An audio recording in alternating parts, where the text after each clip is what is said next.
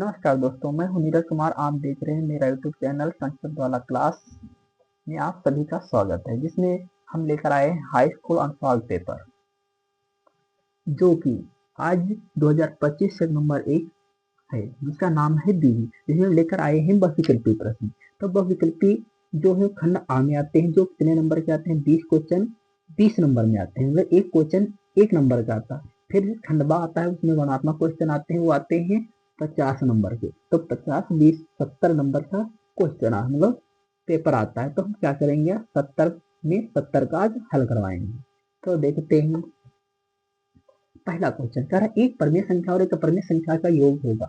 तो कभी भी एक परिमेय संख्या हो, जैसे 2 ले लो, एक अपरिमेय संख्या रूट 3 ले लो, तो इनका योग क्या हुआ? जैसे ये क्या है तो बताओगे क्या? अपरिमेय संख्या। खूब प्रश्न दिए हुए हैं ऐसे सवालों का, एक परिमेय संख्या और एक अपरिमेय संख्या का योग। फिर अच्छा, इसके अलावा भी देख लो। अच्छा, गुणनफल आ जाए, गुणनफल 2 रूट 2, ये गुणनफल है, ये भी क्या है? ये भी एक अपरिमेय संख्या है। अच्छा, अंतर आ जाए, ये क्या है? ये भी क्या है? अपरिमेय संख्या है। अच्छा, अब आ जाए 2/√2, ठीक है, या दोनों का भागफल आ जाए, तो क्या है? वो भी अपरिमेय संख्या। चलो 2 नंबर की तरफ चलते हैं। इसमें कह रहा है संख्या के 56 का भाज्य गुणनखंड बताइए। तो हम क्या करेंगे, 56 का भाज्य गुणनखंड करेंगे। 2 सती 14, 2 अठी 16, फिर 2 3 6 और 2 नाम 18, फिर 3 से काटा एक अन्ना 3, फिर 13 से आता 13 एक अन्ना 13। तो यहाँ पे 2 गुणे 2 गुणे 3 गुणे 13, तो यहाँ पर 2 की पावर 2 गुणे 3 गुणे 13, इसका गुणनखंड है 156 का है। तो यहाँ पे 156 का आ गया 2 की घात 2 इंटू 3 इंटू 13। तो देखते हैं कोई विकल्प है, तो हाँ, हमारा विकल्प नंबर 20 सही है। अच्छा, इसके अलावा भी देखते हैं सभी अभाज्य संख्या है, तो इसके अलावा ऑप्शन एलिमिनेट कैसे करते हैं। तो 2 3 6, 6 और 13 छंग 78 नहीं, इसलिए गलत।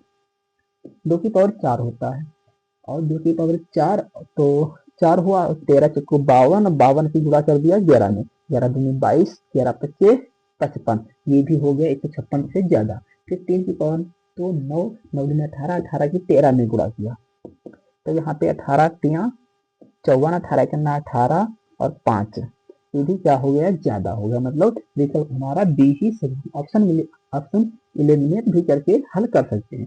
चलिए अगला देखते हैं। इसमें कह रहा है 3x plus 5y plus 5y बटे में 3x माइनस 5y बराबर 7/3। इसका सोल्यूशन करवाते हैं। इसमें भी ऑप्शन एलिमिनेट कर सकते हैं। कैसे?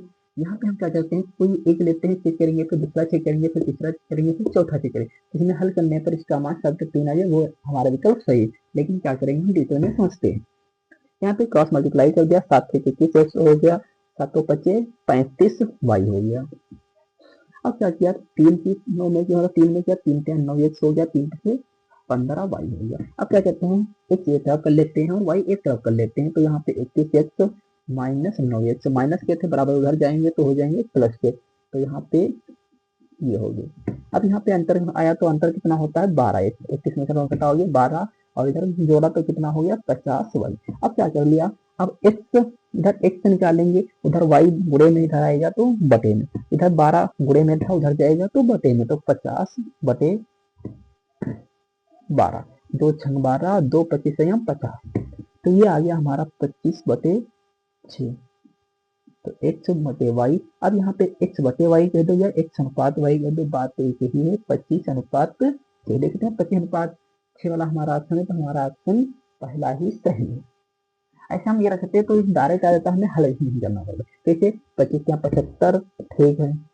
अच्छा, वाई के स्थान पे 6 रखा, तो 5 छक्का 30, 30 75 जोड़ा हो गया 30 75 हो गया 105। फिर नीचे रखा 25 या 75, 75 75 और 6 पंचे 30, 75 में से 30 हटाया तो कितना हो गया 45 हो गया। तो ऐसे भी देख सकते हैं 15 105 15 45, तो पहला ही हमारा ऑप्शन सही था। ऐसे भी हम कर सकते हैं।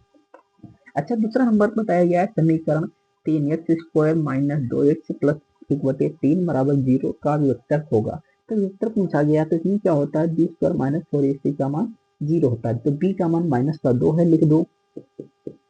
फिर 4 ऐसे लिख लिया, -4, a का मान दिया गया है 3, 3 लिख लिया, पूरे c के स्थान पे 1/3 लिख लिया, बराबर 0, 3 से 3 फिनिश हो गया। सॉरी, इसमें थोड़ा गलत हो गया है, वेक्टर पूछा गया तो वेक्टर होता है, वेक्टर डी बराबर होता है b² - 4ac, हालांकि तो मूल जब समान होते हैं तब होता है 0, तो b के स्थान पे कितना रख दिया, -2 और -4 गुणे a के स्थान 3, c के स्थान पे 1/3, 3 से 3 गया, -2 होती है 4 हो जाता है, माइनस और घात समय के लिए धनात्मक होगा, प्लस का निकलेगा, 4 करना 4, तो यहाँ हल किया तो आ गया 0, तो 0 हमारा ए विकल्प सही हमारा है।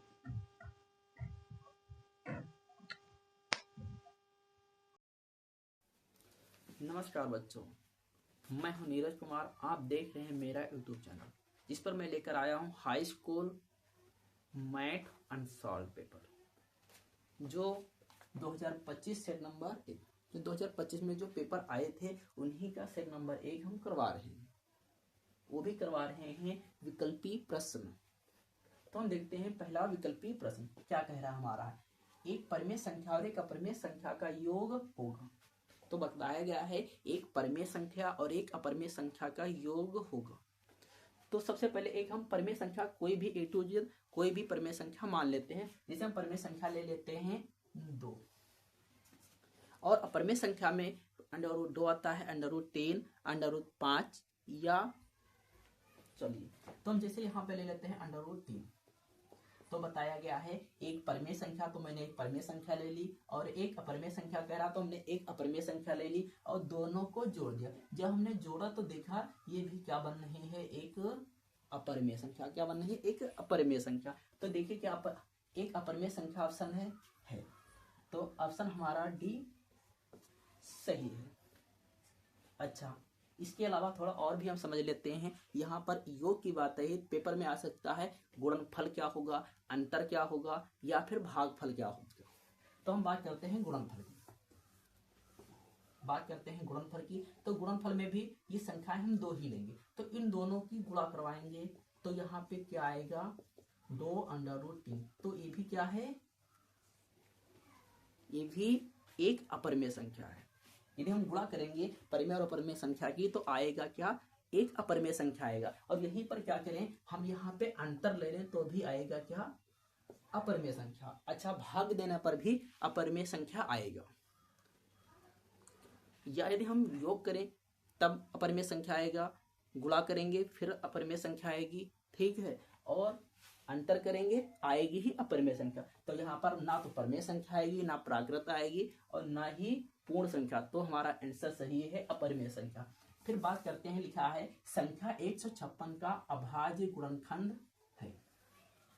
तो यहाँ पे हम क्या करते हैं, एक तरीका होता हमारा है ऑप्शन के अनुसार, और दूसरा तरीका होता है सॉल्व करके। तो हम करते हैं इसे सॉल्व। तो इसको करेंगे, इसका करेंगे अभाज्य गुणनखंड। तो सबसे पहले जानते हो सभी लोग कि इसे काटते हैं हमेशा 2 से। तो यहाँ पे 2 से काटेंगे, 2 सती 14, 15 में से 14 गया 1 बचा, पीछे से 6 ये 16, 2 8 16, 2 3 6, 2 9 18। फिर से काटेंगे, अभी 2 से नहीं कटेगा, तो फिर कितने से काटेंगे, काटेंगे इसे 3 से। 3 गन्ना 3 और 3 तिया 9, 13 गन्ना 13। तो हमने अभाज्य गुणनखंड किया 156 का, तो आया 2 गुणे 2 गुणे 3 गुणे 13। तो यहाँ पे देखा हमने कोई भी विकल्प नहीं, इसमें क्या है, ये यहाँ पे 2 देखिए 2 बार है, तो यहाँ पर विकल्प में क्या है, कितनी बार है, 1 बार। तो ये तो गलत है दूर से। तो हम क्या करेंगे, यहाँ पे घात के रूप में लगा, तो 1 घात और 1 घात, गुणे में घाते जाती हैं जुड़, तो 2 की घात हो गई 2 की घात 2 इंटू 3 इंटू 13। तो क्या कोई आंसर हमारा दिख रहा है, 2 की पावर 2 गुणे 3 गुणे 13। तो हमारा ऑप्शन 2, ऑप्शन नंबर 20 सही है। जो बी ऑप्शन है ये हमारा क्या है, सही है। फिर बात करते हैं हम तीसरे नंबर सवाल की। इसमें लिखा हुआ है यदि 3x + 5y बटे 3x - 5y बराबर 3.5 है तो x अनुपात y का मान बताइए। तो सबसे पहले नंबर पे हम ऑप्शन के अनुसार भी हल कर सकते हैं और वैसे भी हल कर सकते हैं। चलो हम सॉल्व करते इसे हैं, 3x + 5y बटे 3x माइनस 5y। अब क्या करेंगे, बराबर में 7 के 3।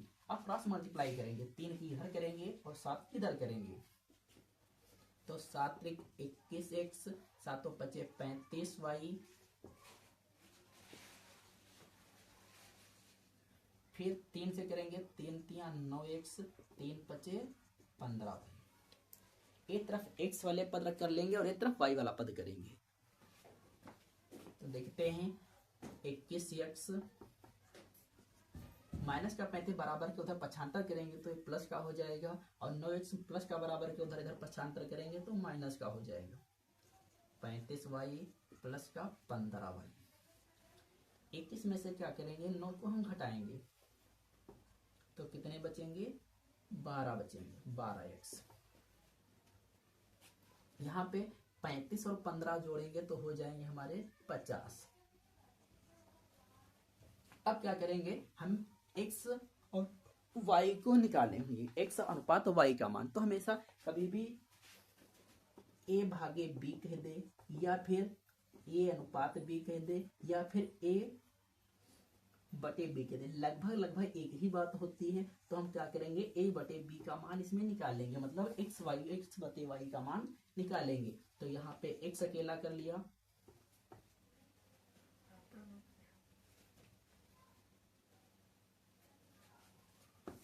चलो x के गुणे में 12 है, बराबर के उधर गए तो बटे में, उधर y बटे में, मतलब सॉरी इंटू में है तो इधर आएगी तो बटे में, x बटे y, 12 इधर गुणे में है तो बराबर के उधर जाएंगे तो बटे में।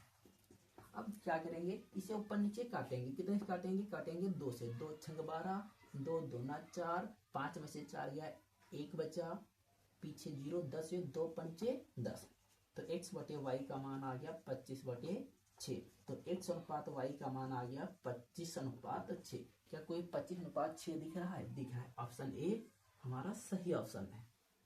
फिर बात हम करते हैं क्वेश्चन नंबर 4 की। 4 नंबर कह रहा है समीकरण 3x² माइनस 2x प्लस 1/3 बराबर 0 है, तो विवेक्टर का मान ज्ञात कीजिए। तो विवेक्टर का सूत्र होता है, वेक्टर b बराबर होता है b² माइनस 4ac। तो इसका मान ही हमें आंसर लाना होगा, ये सूत्र लगाएंगे और हमारा आंसर आ जाएगा। सबसे पहले नंबर पे ये जो 3x² माइनस 2x प्लस 1/3 है, तो यहाँ पे क्या करते हैं, वैसे करते हैं यदि हमारा 2, 4 या 6 नंबर में सवाल आता है तो हम यहाँ पे तुलना करवाते हैं। किसकी तुलना कराते हैं, एक व्यापक समीकरण होता है ax² plus bx plus c बराबर 0 से तुलना कराते हैं। तो a का मान निकालते हैं, b का मान निकालते हैं, c का मान निकालते हैं। तो हम ऐसे करेंगे, ये वाला 3 जो है a का मान हो जाएगा, माइनस 2 b का मान हो जाएगा, 1/3 c का मान हो जाएगा। तो मान रखते हैं b के स्थान पर रखेंगे माइनस 2 की -2 पावर 2 लगी, 2 लगा दिया, 4 गुणे a के स्थान पे 3, c के स्थान पे 1/3, 3 से 3 कट गया, -2 की पावर 2, तो ये हो जाता है 4, माइनस 4 करना 4, 4 में से 4 घटाया तो कितना बचा, 0। 4 तक हमारे क्वेश्चन सॉल्व हो गए। अब हमारा क्वेश्चन नंबर है 5। तो 5 नंबर क्वेश्चन में क्या हुई है, थोड़ा मिस्टेक हो गई उसमें।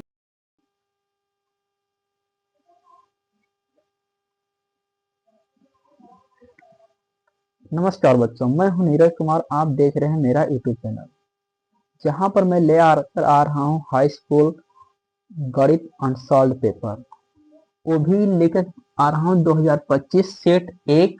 सेट का नाम है बी। कल 1 से लेकर 4 तक प्रश्न हमने करवाए थे, आज करवाएंगे 5 से लेकर 10 तक। चलो चलते हैं, देखते हैं पहले सवाल की तरफ।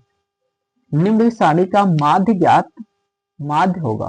कह रहे हैं निम्न जो सारणी दी है 5 नंबर में, इसमें माध्य होगा। तो माध्य हम कैसे निकालते हैं, तो माध्य बराबर एक फार्मूला होता है, आप सभी को पता होगा। माध्य बराबर सूत्र होता है सिग्मा fx बटे सिग्मा f, जहां सिग्मा f होता है बारंबारता का योग। तो बारंबारता का योग तो हमें पता है, लेकिन सिग्मा fx का मान हमें नहीं पता है। तो हम मान निकालेंगे सबसे पहले सिग्मा fx का। तो हम पहले सारणी बनाते हैं, तो लिखते हैं वर्ग अंतराल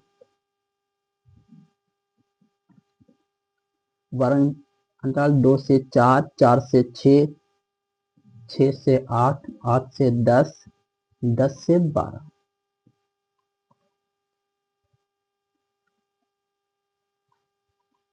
फिर बारंबारता लिखते हैं। बारंबारता 2, 4, 7, 3, 4। जब बारंबारता पता होता है तो बारंबारता को हम लिखते हैं f से, तो निकालते हैं हम मध्यमान। मध्यमान बोले तो x, मध्यमान भी बोलते हैं, कहीं कहीं मध्य बिंदु भी लिखा हुआ मिलता है हमें, तो हम लिखते हैं x बोले तो मध्यमान, तो मध्यमान या मध्य बिंदु, इसको लिखते हैं x। तो हम निकालते कैसे हैं, जो वर्ग अंतराल होता है उसको जोड़ के हम आधा करते हैं। तो देखते हैं 2, 4, 6, 6 का आधा होता है 3, 4, 6, 10, 10 का आधा होता है 5। अब यहाँ पे हम बार बार नहीं जोड़ेंगे, आधा करेंगे। अब यहाँ पे हम देख लेंगे अंतर कितना है, तो यहाँ पे 3, 2, 5, 2 का अंतर है, तो हम 2, 2 जोड़ते रहेंगे। 5, 2, 7, 7, 2, 9, 9, 2, 11।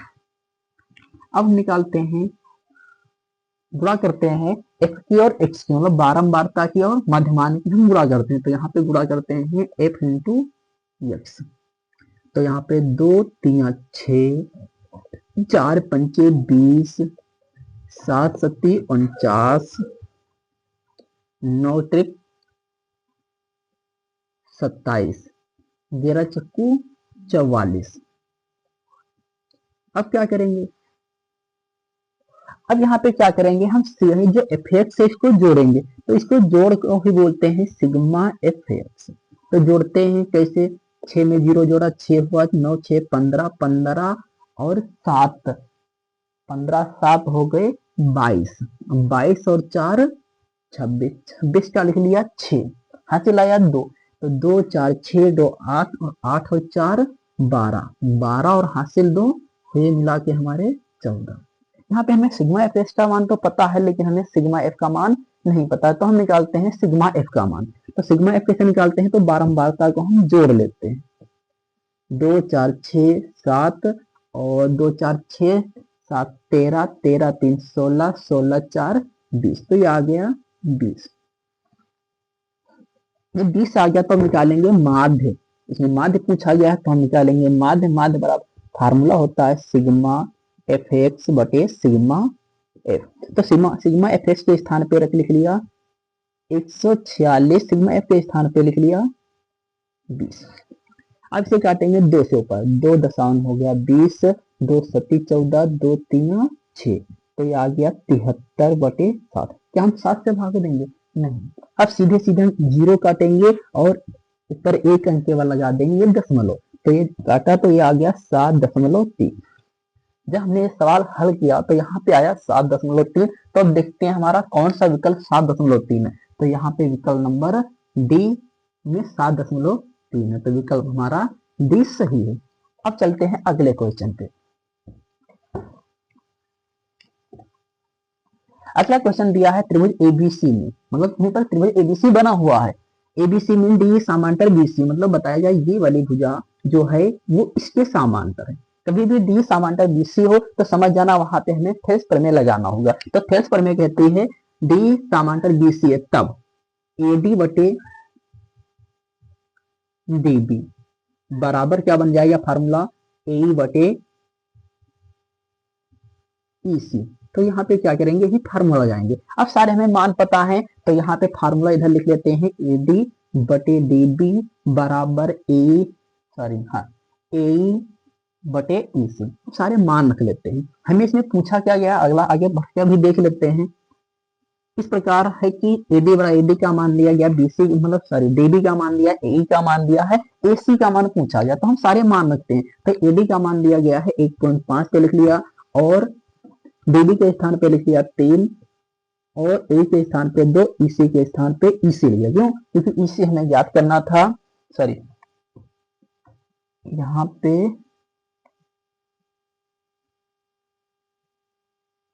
सही, ईसी के स्थान पे लिख लिया हमने ईसी। अब क्या करते हैं, दशमलव हटाया, ये 0 बढ़ाया, 5 करना 5, 5 दूना 10, तो ये आ गया 1/2। बराबर 2/EC। अब क्रॉस मल्टीप्लाई के बाद EC करना हो जाएगा AC और 2 दूना हो गया 4, तो EC का मान आ गया 4 सेंटीमीटर। लेकिन वहां पर पूछा गया है AC का मान, मतलब यहाँ से लेकर यहाँ तक। तो AC कैसे निकालेंगे, तो AC कैसे निकालेंगे, AC इतनी दूरी है 2 है, नीचे वाली EC हमने निकाली वो आई है 4, तो 2 और 4 जोड़ दिया तो हो गए मिलकर 6। तो हमारा आंसर देखते हैं विकल्प में कुछ क्या 6 दिया है सेंटीमीटर, तो दिया है पहला विकल्प ही हमारा सही है। अब चलते हैं हम प्रश्न नंबर 3 पे। प्रश्न नंबर 3 क्या कहता है, कह रहा है बिंदुओं 2,3 और 4,1 के बीच की दूरी होगी। तो पहले बिंदु को हम ए मान लेते हैं, पहला बिंदु 2,3 है, और जो दूसरा बिंदु से मान लेते हैं बी, वो हो जाएगा 4,1। तो यहाँ पे इनके बीच की दूरी पूछी गई, तो बीच की दूरी बराबर, बीच की दूरी का सूत्र होता है ए बी बराबर √x1 माइनस x2 का whole square plus y1 minus y2 का होल स्क्वायर। हमें जब मान नहीं होते हैं, तो पहले मान नहीं पता होते हैं, तो हम पहले वाले बिंदु में x1 y1 मान लेते हैं और दूसरे वाले बिंदु में x2 y2 मान लेते हैं। तो पहले वाले में x1 y1 हो गए, दूसरे वाले में x2 y2 हो गए। अब इसमें मान रखते हैं x1 का मान 2 है और x2 का मान 4 है, y1 का मान 3 है और y2 का मान 1 है। यहाँ पे हमने क्या किया, 4 में से 2 घटाया तो बचा यहाँ पे माइनस का 2, यहाँ पे 3 में से 1 घटाया तो बचा 2, घात इधर भी लगी थी लगा लिया, अंडर रूट चढ़ा लिया, -2 की पावर 2। यदि कभी भी घात सम होगी और माइनस चिन्ह है तो हमेशा हमेशा धनात्मक आता है। तो यहाँ पर -2 की पावर होता है, -2 की पावर 2 का मान होता है 4, इधर भी 2 की पावर 2 का मान हो जाएगा 4। अब हमने जोड़ा तो हो गए 4 4 8, तो यहाँ 4 4 8 है, 8 का करेंगे गुणनखंड कुछ इस प्रकार, ठीक है, हम नहीं करेंगे, तुम लोग कर लेना सेम इसी प्रकार। तो यहाँ पे करेंगे 2 गुणे 2 गुणे 2, तो 2 दूना 4 दूना 8, तो इसमें एक जोड़ा बना, तो एक जोड़ा बना तो वो वैल्यू एक जोड़े से बाहर आ गई, तो यहाँ आ गए 2 √2। तो यहाँ पे ए बी आया है 2 √2। देखते हैं क्या कोई हमारा आंसर है, तो हमारा आंसर है 2 √2 बी ऑप्शन। तो हमारा बी ऑप्शन सही है। और भी हमेशा जब आंसर आता है तो इसमें हम क्या करते हैं, मात्रक या इकाई लिख देते हैं। वैसे क्या अगर नहीं लिखेंगे विकल्प तो चल जाएगा, लेकिन ये 2-3 नंबर वाला होगा तो नहीं चलेगा, वो गलत माना जाएगा। चलो अगला देखते हैं 8 नंबर, कह रहा है यदि द्विघात समीकरण 3x² minus 12x plus m बराबर 0 के मूल बराबर है तो m का मान होगा।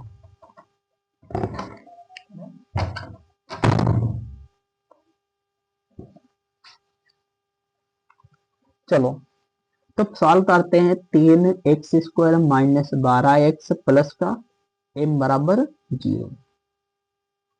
तो क्या करते हैं, इसी की तुलना करवाते हैं ax² plus bx plus c बराबर 0 से तुलना कराते हैं। जब तुलना कराते हैं, हालांकि विकल्प तो ज्यादा हम लिख कर नहीं समझाएंगे, ऐसे डायरेक्ट चलते हैं। तो यहाँ पे मन में x² से मतलब तुलना हुई, x² वाले पद की x² वाले पद से तुलना होती है और x वाले पद की x वाले पद से तुलना होती है और अचर पद की अचर पद से तुलना होती है। तो हम तुलना किया तो यहाँ पे a बराबर आ गया 3, b बराबर आ गया -12, c बराबर आ गया 1।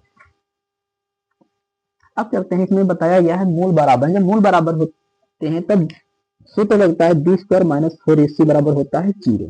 ये फार्मूला लगाएंगे, आंसर आ जाएगा। b के स्थान में -12 रख लिख दिया, घात 2 लगी थी b पे, 2 लगा दिया 4, ये a के स्थान पे 3 और c के स्थान पे m बराबर 0।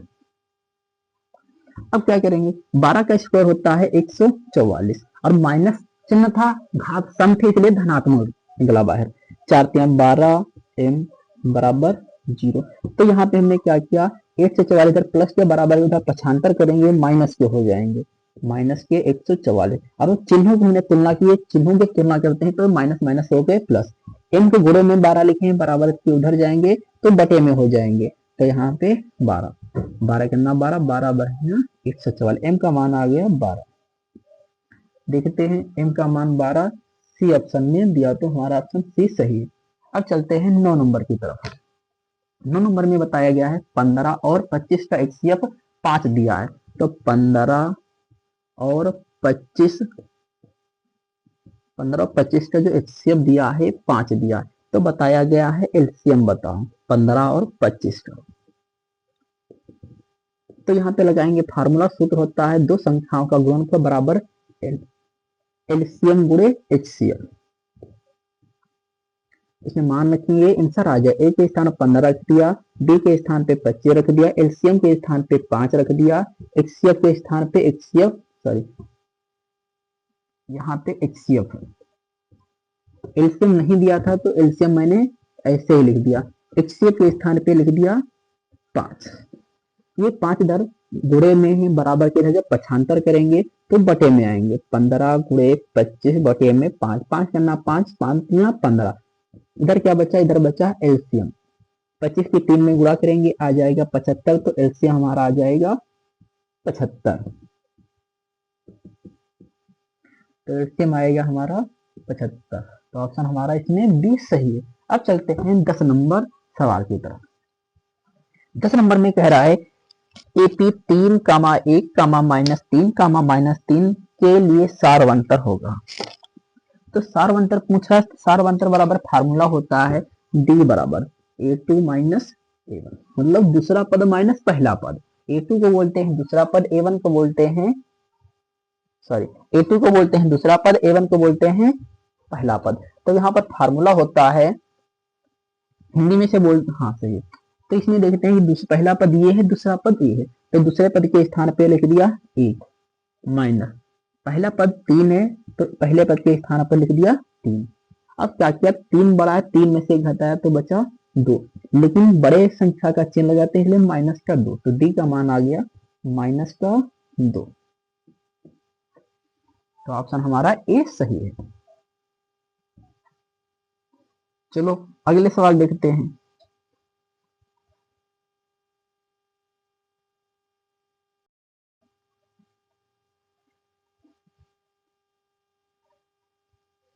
ग्यारह से 20 तक जो सवाल हमारे हैं वो मिलेंगे तुम्हें अगली वीडियो में। यदि सवाल समझ में आए हों तो हमारा चैनल सब्सक्राइब कर लें और इसे शेयर भी कर दें।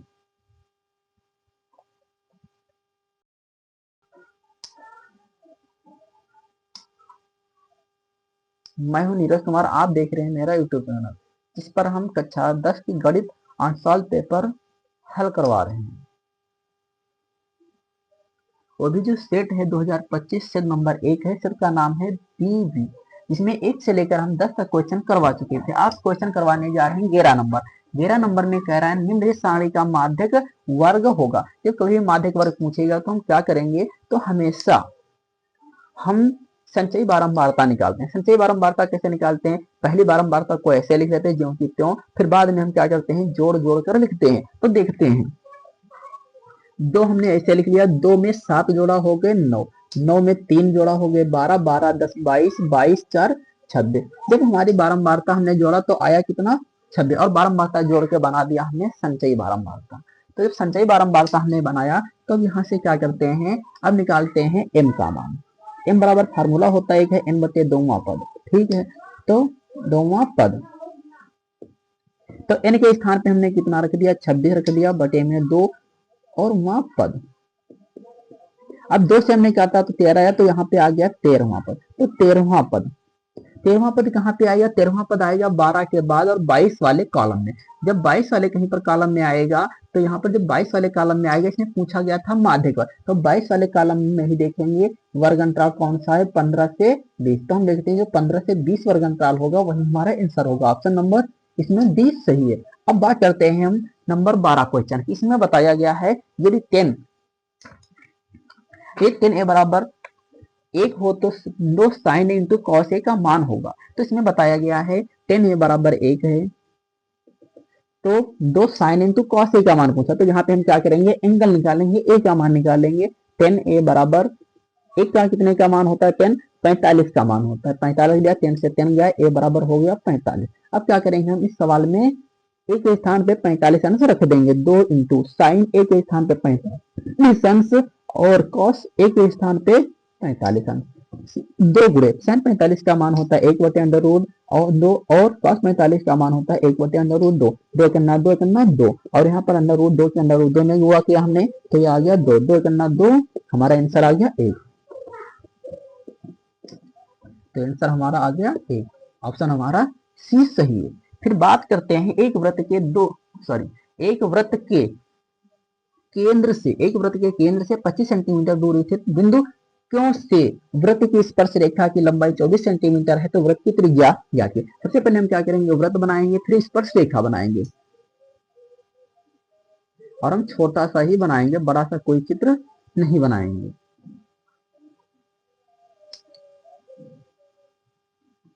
अब हमने क्या कर दिया, ये स्पर्श रेखा हमने खींच दी, कहां तक, बिंदु क्यों तक, सवाल में बताया गया था। अब यहाँ पर केंद्र है, केंद्र से ये हो गई त्रिज्या।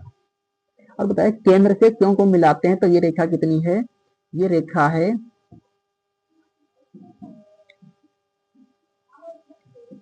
ये रेखा 25 सेंटीमीटर। हमने केंद्र से ओ को केंद्र से क्यों को मिला दिया, तो ये 25 सेंटीमीटर है और ये वाली 24 सेंटीमीटर है, और ये वाली आर हमें ज्ञात करना है, तो त्रिज्या ज्ञात करना। तो यहाँ पे लगाएंगे त्रिभुज पी ओ क्यों में पाइथागोरस प्रमेय से। तो पाइथागोरस प्रमेय होते कर्ण का स्क्वायर, कर्ण हमारा क्या है, ओ क्यों है, तो ओ क्यों का स्क्वायर बराबर पी ओ का स्क्वायर प्लस पी क्यों का स्क्वायर। अब हमने सारे मान पुट कर दिया, तो यहाँ पर ओ क्यों के स्थान है 25 का स्क्वायर, पी ओ के स्थान पे आर लिखा, आर का स्क्वायर, पी क्यों के स्थान 24 का स्क्वायर, घात दो दो लगी थी, दो दो लगा दिया मान रखने के बाद।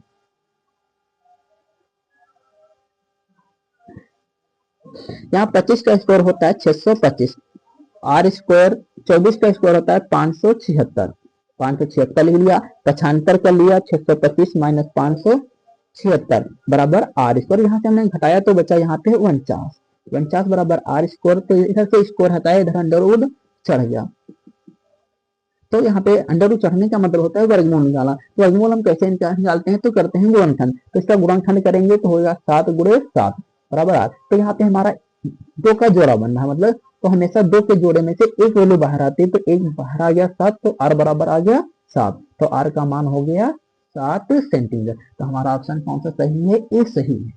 अब बात करते हैं, एक मीनार की ऊंचाई 20 मीटर है, जमीन पर बनने वाली छाया की लंबाई 20 अंडर रूट 3 मीटर है, तो उन्नयन कोण बताइए। तो सबसे पहले बताया गया जो मीनार है, मीनार की ऊंचाई 20 मीटर है, और जो छाया बन रही है, जैसे ये छाया, जैसे मीनार है इधर कहीं सूर्य होगा, तो ये छाया कहीं इधर बने, तो ये छाया मान लो यहाँ तक बन रही, जो ये लंबाई है यहाँ तक जब बन रही, तो ये लंबाई है 20 अंडर रूट 3 मीटर। तो ये हमारा बन गया एक त्रिभुज, इसका नामकरण करेंगे ए बी सी। अब यहाँ पे क्या करेंगे,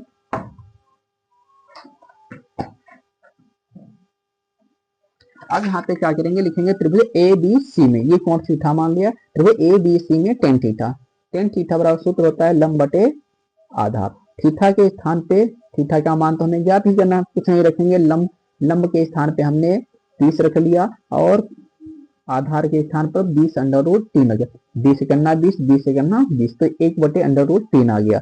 टेन थीटा बराबर, ये जो 1 बटे अंडर रूट 3 होता है, 30 अंश का मान होता है, 10 से 10 गया, थीटा बराबर आ गया 30, तो हमारा जो कोण आया, एंगल आया, ये आ गया 30 अंश। ऑप्शन ए हमारा सही है। फिर अगला बताया गया है, 14 सेंटीमीटर त्रिज्या के एक वृत्त का एक चाप, 14 सेंटीमीटर त्रिज्या के एक वृत्त का एक चाप उसके केंद्र पर 30 अंश का कोण अंतरित करता है, संगत लघु त्रिज्यखंड का क्षेत्रफल पूछ रहा है इसमें है। तो यहाँ पे आर का मान दिया है 14 सेंटीमीटर, और जो कोण थीटा ये दिया गया है 30 अंश। तो यहाँ पे पूछा गया है एरिया, क्षेत्रफल, त्रिज्यखंड का क्षेत्रफल। जब त्रिज्यखंड का क्षेत्र पूछा गया, सूत्र होता है थीटा बटे 360 पाई आर स्क्वायर। थीटा के स्थान पे 30 अंश रख दिया, बटे में 360, पाई के स्थान 22 बटे 7, आर के स्थान पे हमने 14 रख लिया, घात 2 लगा दिया, 0 से 0 गया, 3 करना 3, 3 दूना 6, तो यहाँ पे आ गया 1 बटे 12, 22 बटे 7, 14 पर घात 2 लगी थी, 14 को गुणे में लिख लिया 2 बार, 7 करना 7, 7 दूनी 14, 2 करना 2, 2 छंग 12, 2 ग्यारह 22, 2 3 6, 11 की 14 में गुणा किया, तो यहाँ पे 14 करना 14, 14 करना 14, 15 बटे में 3, और यहाँ पे सेंटीमीटर में दिया था, तो ये हो जाएगा सेंटीमीटर स्क्वायर। लेकिन क्या कोई हमारा विकल्प दिया है, तो विकल्प हमारा 154 बटे 3 सी में 154 बटे 3 दिया हो, तो हमारा सी ऑप्शन सही है। चलो अगले चलते हैं हम सवाल नंबर 16 पे।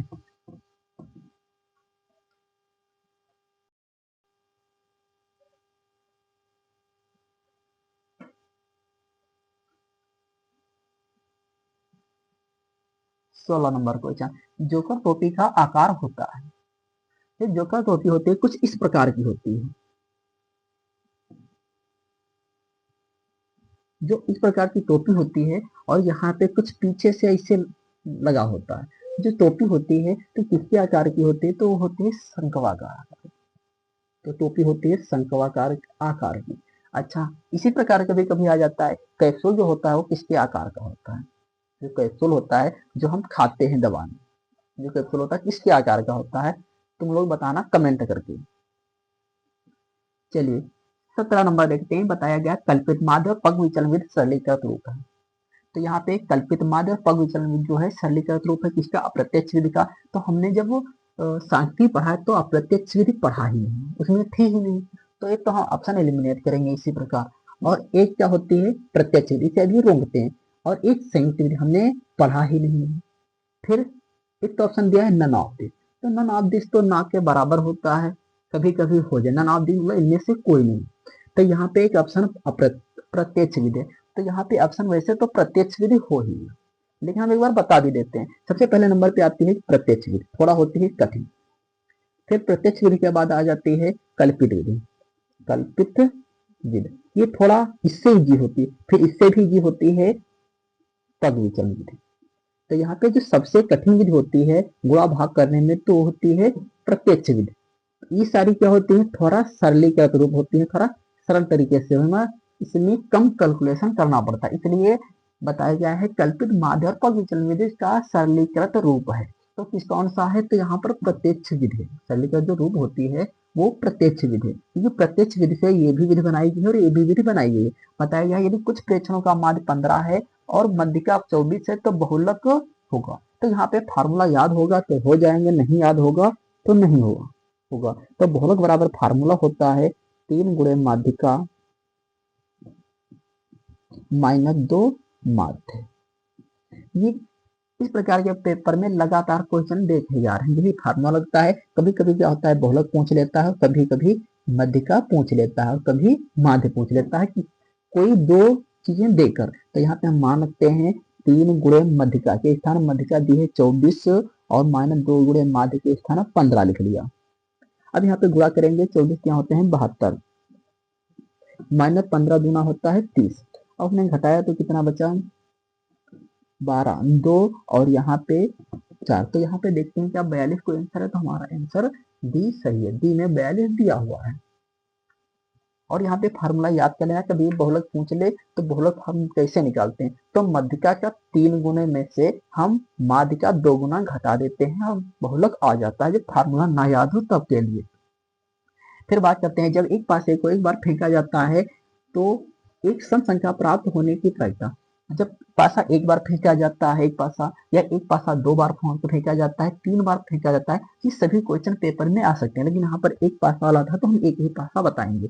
तो देखते हैं जब एक पासा फेंका जाता है कौन कौन संख्या आती है, तो यहाँ पर संख्याएं आती हैं एस बराबर, एस क्या बोलते हैं प्रतिदर्श समष्टि, 1 2 3 4 5 6। ये जब एक बार फेंका इनमें से कोई भी संख्या आ जाती है तो हमारे कुल परिणाम कितने हो जाएंगे एनएस, कुल परिणाम हो जाएंगे 6। अब कह रहा है संख्या सम आने की प्रायिकता, तो संख्या सम कितनी बार आती है पहले वो लिख लो। तो संख्या सम आ रही है एक बार 2 4 6, तो जो सम आ रही है 3 बार। कितनी बार आ रही है 3 बार। तो यहाँ प्रायिकता पूछे सम संख्या होने की प्रायिकता, तो पी बराबर सूत्र होता है एन बटे एन एस। एन के स्थान पे 3 रख लिया, एन एस मतलब कुल कितने 6, तो 3 करना 3 3 दूना 6, 1/2। तो देखते हैं क्या 1/2 दिया है, तो हाँ बिल्कुल 1/2 दिया, हमारा ऑप्शन बी सही। कभी कभी क्या होता है यहाँ पे पूछ लेता है विषम संख्या होने की प्रायिकता, और पूछ लेता है कभी कभी अभाज्य संख्या होने की प्रायिकता और भाज्य संख्या होने की प्रायिकता, या फिर पूछ लेता है 4 से बड़ी संख्या होने की प्रायिकता, 4 से छोटी होने की प्रायिकता पूछ लेता है। तो ऐसे सवाल हम अगली वीडियो में इसी दिन देखेंगे। चलो अगला देखते हैं 20 नंबर कह रहा है अच्छी प्रकार से फेंटे हुए टास के 52 पत्तों में से एक पत्ते को यादृच्छा निकालने पर पत्ते को रानी होने की प्रायिकता होगी। तो यहाँ पर बताया गया है कुल पत्ते कितने हैं 52 है, जो कुल पत्ते बताए गए हैं 52 है। तो यहाँ पे कुल पत्ते के स्थान पे कुल परिणाम करते हैं 52। उसमें क्या बताया गया रानी मतलब जब पत्ता निकाला जाता है तो रानी होने की प्रायिकता, तो रानी के पत्ते कितने होते हैं 4। तो यहाँ पे क्या करेंगे, फार्मूला लिखा हुआ है, इसी में मान रख लेंगे। तो यहाँ पे Na बराबर दिया है 4 और NS बराबर दिया है 52। 4 एकन्ना 4, 4 एकन्ना 4, 4 तिया 12, 1/13। तो देखते हैं 1/13 को ऑप्शन दिया हुआ है, तो ऑप्शन बी में 1/13 दिया हुआ है। अब क्या हुआ, 2025 सेट नंबर 1 में जो बीवी में 20 विकल्प थे वो हमारे हो गए पूरे, 20 विकल्प हो गए हैं पूरे। अब हम अगली वीडियो में जो देखेंगे वो खंड बाव गुणात्मक प्रश्न करवाएंगे, जो कि देख लीजिए दिख रहे होंगे।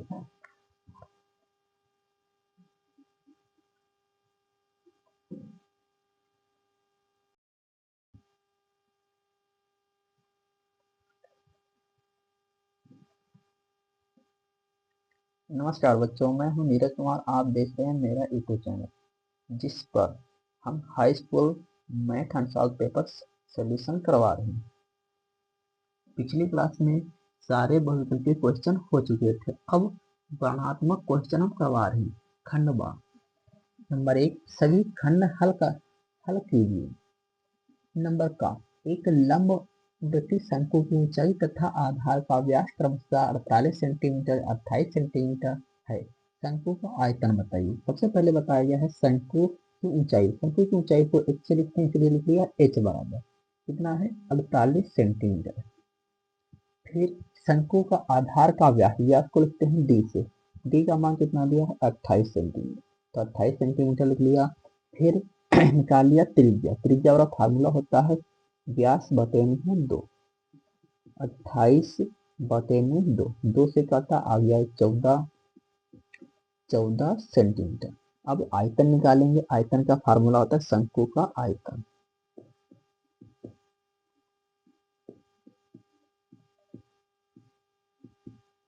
आयतन 1/3 पाई r स्क्वायर h। 1/3 पाई के स्थान पे 22/7 गुणे r के स्थान पे 14 घात 2 लगा दिया, r पे लगी थी, h के स्थान पे 48। यहाँ पे 3 करना 3, 3 छंग 18, 3 करना 3, 3 छंग 18। अब 22 करना 22, 14 की और 7 करना 7, 14 की घात 2 है तो 14 गुणे में लिख लिया 2 बार, गुणे में 16, 7 करना 7 दूना 14। अब क्या करेंगे 22 गुना 44 गुणे 14 गुणे 16, 14 चुक्कू 56, 14 चुक्कू 56, 5 61, 16 उधर से 16, 16 छः होते हैं 96, 16 करना 16, 16 करना 16, 16 और 9 25, 16 96, 96 और 2 98। यहाँ पे आ गया 98, 56 दिया था सेंटीमीटर, तो यह आयतन है तो सेंटीमीटर क्यूब में आया, और ऊपर लिखना था हल। चलिए एक क्वेश्चन हमारा हल हो गया। दूसरा क्वेश्चन कह रहा है खा नंबर, अभाज्य गुणनखंड विधि द्वारा 96 और 448 का HCF बताइए। तो 96 की क्वेश्चन नंबर खा है हल, 96 और 48, सॉरी 48 नहीं 404 है।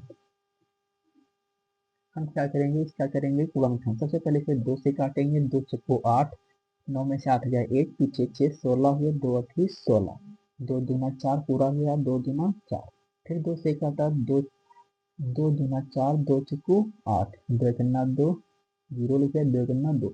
ये तो 2 से कट रही, लेकिन ये 2 से नहीं कट रही, ये 3 से कट रही, तो ये 3 से नहीं कट रही। और ये 3 के बाद तो हम किसी से नहीं काटेंगे, क्योंकि जब ये दोनों संख्याएं एक दूसरे में व्यवहार संख्या से नहीं कटेंगे, किसी व्यवहार संख्या से नहीं कटेंगे, इसलिए इन दोनों का HCF हो गया 96 और 404 का HCF हो गया 2 गुणे 2, 2 दूना 4, तो आंसर इसमें आ गया 4। अगला क्वेश्चन कह रहा है बिंदुओं -1, 7 और 4, -3 को मिलाने वाले रेखाखंड को 2:3 के अनुपात में विभाजित करने वाले बिंदु के निर्देशांक ज्ञात कीजिए। चलो देखते हैं गा नंबर क्वेश्चन। सबसे पहले मान लिया बिंदु, मानना बिंदु, बिंदु जो है वो ए और बी, माना बिंदु ए के निर्देशांक क्या है -1, 7 और बी के निर्देशांक क्या है 4, -3। अच्छा, जो बिंदु है कह रहा है मिलान रेखाखंड को 2:3 में विभाजित करता है। तो यहाँ पर m1 का मान हो गया 2 और m2 का मान हो गया 3। अच्छा, पहले वाले जो बिंदु होते हैं उसमें x1 y1 का मान होता है, दूसरे बिंदु में x2 y2 का मान होता है। अच्छा, इसमें बिंदु P के निर्देशांक बिंदु निर्देशांक पूछा तो उसे बोलेंगे बिंदु P के निर्देशांक।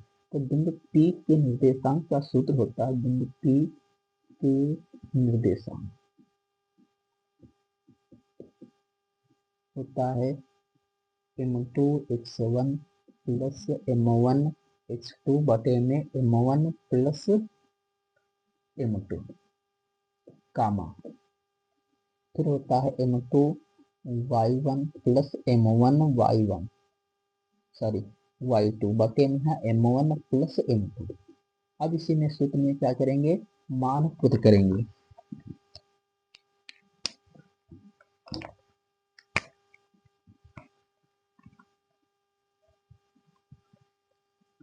m2 के स्थान पे लिख दिया 3 गुणे x1 का मान दिया है -1 प्लस m1 का मान दिया है 2 और x2 का मान दिया है 4। m1 के स्थान पे 3 रख दिया, सॉरी m1 के स्थान पे 2 रख दिया, m2 के स्थान पे 3 रख दिया। इधर m2 का मान 3 दिया है, y1 का मान 7 दिया है, प्लस चिन्ह लगाया, m1 का मान 2 दिया है, y2 का मान -3 दिया, बटे में m1 का मान 2 और m2 का मान 3। माइनस प्लस माइनस 3 करना 3, 2 चक्कू 8, 3 2 5 हो गए और 7 3 21 और प्लस माइनस माइनस 2 3 6 5। यहाँ पे 8 में से 3 घटाया तो बचे 5 बटे में 5, कामा 21 में से 6 घटाया तो बचे यहाँ पे 15 बटे 5। 5 एकन्ना 5 5 3 15, ये आ गया 1, 3। ये हमारे बिंदु P के निर्देशांक आ गए 1, 3। यही आंसर आएगा इसमें।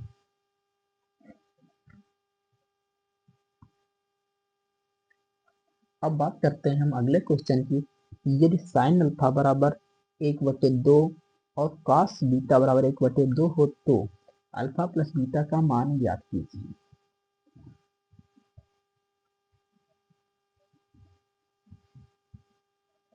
तो यहाँ पे साइन अल्फा का मान दिया है 1/2। तो यहाँ से क्या करेंगे, अल्फा का मान निकालेंगे। कैसे निकालेंगे, तो यहाँ पे 1/2 कितने का मान होता है, साइन 30 का मान होता है। साइन से साइन गया तो अल्फा बराबर आ गया 30 अंश। फिर कॉस बीटा का मान दिया है, कॉस बीटा का मान 1/2। जो कॉस बीटा का मान 1/2 दिया है, 1/2 कॉस होता है 60 अंश का। 60 रखा, कॉस से कॉस गया, बीटा से मतलब बीटा और बचा 60। इसमें पूछ रहा था अल्फा प्लस बीटा का मान, तो अल्फा के स्थान पे 30 रख दिया प्लस बीटा के स्थान पे 60, तो 30 60 हो गए 90। तो हमारा आंसर 90 सही। अब अगले नंबर की बात करते हैं। कह रहा है बिंदु P -6, 8 की मूल बिंदु से दूरी ज्ञात कीजिए। इसकी मूल बिंदु से हमें दूरी ज्ञात करना है अंगा नंबर। तो यहाँ पर बिंदु दिया है -6, 8। जब इसकी मूल बिंदु से दूरी पूछिए तो मूल बिंदु से दूरी का सूत्र होता है, एक है मूल बिंदु से दूरी, सूत्र होता है √(x² प्लस y²। तो पहला वाला x ले लेते हैं, दूसरा वाला y निर्देशांक ले लेते हैं। x के स्थान -6² और y के स्थान पे 8²। √(−6² हो जाएगा 36, 8² हो जाएगा 64। हमने जोड़ा तो ये हो गया 100, 100 का वर्गमूल ले लिया तो आ गया 10। तो मूल बिंदु से दूरी आई है 10 मात्रक। 100 का वर्गमूल 10 होता है, याद कर लेना, या 100 का गुणनखंड कर लेना होता है 10 गुणे 10। तो इसका वर्गमूल निकालेंगे, जोड़े से एक बाहर आता है तो वर्गमूल आ गया 10। अब अगले क्वेश्चन की हम बात करते हैं। 4 नंबर, सिद्ध कीजिए कि cot A minus cos A बटे कॉट ए प्लस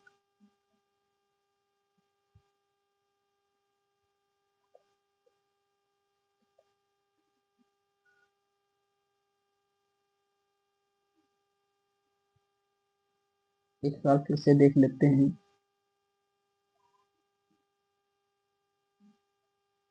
सही है। अगला देखते हैं, इसका ले लेते हैं बायां पक्ष। सीधे करना तो हम बायां पक्ष ले लेंगे और दायां पक्ष ले आएंगे। Cot A minus cos A बटे में है cot A plus cos A. Cot A बराबर एक फार्मूला होता है, कॉट ए बराबर फार्मूला होता है कॉस बटे साइन ए। तो हम जहां जहां कॉट लिए लिखा है वहां वहां लिख लेंगे कॉस बटे साइन ए। तो लिखते हैं कॉस ए बटे में है साइन ए प्लस कॉस ए, और यहाँ पर भी लिख लेंगे कॉस ए बटे साइन ए कॉट ए के स्थान पे, और यहाँ पे प्लस का कॉस ए। ऊपर कॉस कॉस कॉमन ले लिया तो ऊपर आ गया कॉस कॉमन ले लिया। जब कॉस से कॉमन लिया तो ऊपर बचा, यहाँ पे कॉस बाहर निकल गया, यहाँ पे बचा ए बटे में साइन ए। यहाँ पे कॉस निकल गया तो बचा माइनस का ए। ऊपर नीचे भी कॉमन ले लिया तो बचा एक बटे साइन ए माइनस प्लस कॉस कॉमन लिया, यहाँ पर भी बचा एक। कॉस ए से कॉस ए फिनिश हो गया तो बचा कितना, एक बटे साइन ए, एक बटे साइन ए माइनस एक और एक बटे साइन ए प्लस एक। एक बटे साइन ए के स्थान पे एक बटे साइन ए किसका सूत्र होता है, ये होता है कोसेग ए का। कोसेग का फार्मूला होता है एक बटे साइन ए। कहीं पर अभी एक बटे साइन ए मिलेगा वहां पे हम डायरेक्ट लिख देंगे कोसेग। तो यहाँ पे कोसेग ए माइनस का एक बटे कोसेग ए प्लस का एक। हम बायां पक्ष लेकर चले थे तो ये आ गया दायां पक्ष।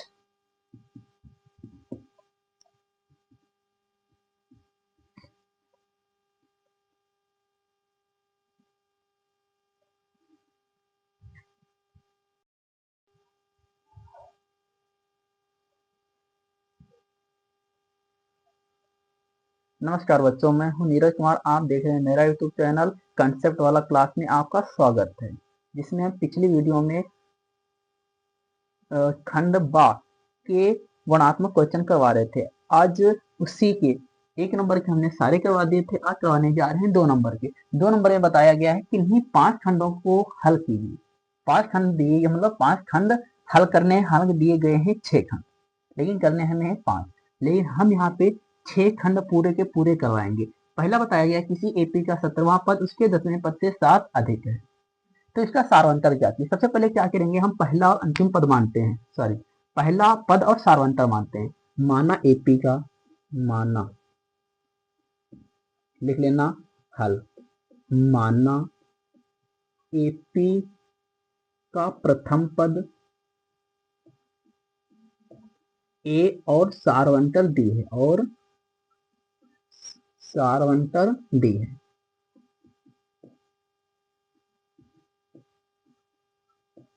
डी है तब क्या इसमें बताएगा 17वां पद। 17वां पद को लिखेंगे ए 17 से। ए 17 बराबर क्या हो जाएगा, ए प्लस होता है 16 डी। इसको ए 17 को लिखते हैं ए प्लस 16 डी। फिर बताया गया है 7 मतलब 10वां पद, तो 10वें पद को लिखते हैं ए 10, तो 10वें पद को लिखते हैं ए प्लस 9 डी। इसमें बताया गया है 17वां पद उसके 10वें पद से 7 अधिक है, तो लिखेंगे प्रश्नानुसार। प्रश्नानुसार प्रश्नानुसार में क्या लिखेंगे, एक तरफ लिखेंगे 17वां पद और एक तरफ लिखेंगे 10वां पद।